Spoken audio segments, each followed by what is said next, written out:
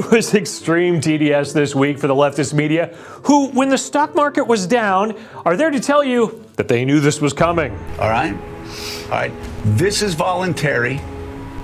I spent 3 months after the election warning Republicans they needed to be careful. 3 months. We've got about 10 minutes of clips we could play you. We've already done it before. I could play it again. 10 minutes of clips saying, be very careful.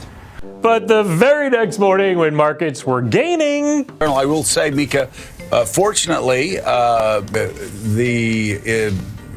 overnight Asia rebounded pretty strongly. Europe's looking pretty good. Futures also looking strong right now for the United States. For those working class, middle class Americans. So it really depends on the day. And while Trump's tariff maneuvers have put the markets on a roller coaster ride, the harpies at The View have come to their own conclusions as to why. So that people start to really go nuts, which we're starting to. No, we're not. Well, people are starting to get mad. Well, that's good. Yeah. You want them to get mad. But how mad will people get, and how broke will people get, and how many jobs will be lost?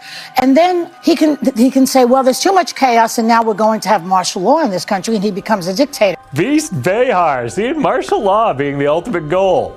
Other View hosts stir their cauldron and produce a potion of crime. I got to tell you, I think what's fascinating to me is that the corruption is just completely out in the open at this point, you know, because these kinds of actions where Trump tweeted out before this little pause, he said, this is a great time to buy.